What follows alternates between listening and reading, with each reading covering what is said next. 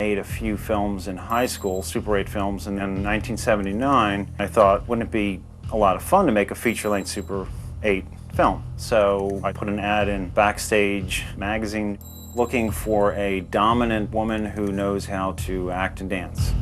I was able to attract 400 pretty boring resumes. But there was a photograph that actually dropped out of this envelope. She was putting lipstick on. I looked at it and thought that my fantasies were being realized. And I read her resume. It was a 3-page handwritten letter. Dear Steven, I was born and raised in Detroit, Michigan, where I began my career in petulance and precociousness. By the time I was in 5th grade, I knew I either wanted to be a nun or a movie star. 9 months in a convent cured me of the first disease. That made me realize in about 3 seconds that this is the person that I wanted for this movie. I was interested in exploring a theme of revenge. Do you think for once that any lover of mine could be tame? Right now they're like irritated hornets, and they want to sting, and that's why I'm scared. She was very directable. She would do what she was asked to do, and then make it into what she wanted to. We're all caught in this fucking vacuum of dominance and submission. There was a scene that began as a sketchy idea. Stop it, all of you! What would it be like to imagine this dominatrix type person with 3 lovers, and she tells them she no longer wants to be their dominatrix? Relationship has to end. And what would the reaction be? Madonna pretty much took it from there. They kind of wrestled with each other in a sort of improvised, choreographed scene, kind of in slow motion of them all sort of tangling with each other. It's fairly erotic.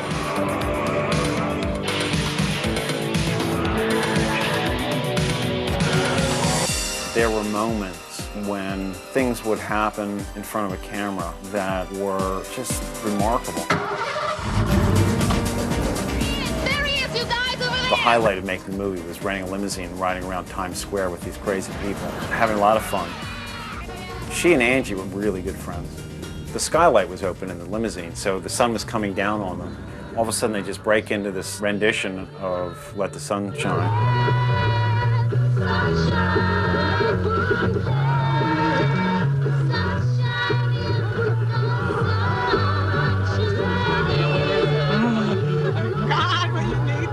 It's quite fetching, actually, but of course, it had no place in the movie. She had to pay her rent 1 month, and she said she wanted to get paid. There must have been 200 people that were involved in this movie, and the only person that was paid was Madonna. I said, all right, Madonna, if I pay you $100, you need to sign a release. At that time, I hadn't had people sign releases. Again, you have to understand the level of professionalism here. So she signed the release.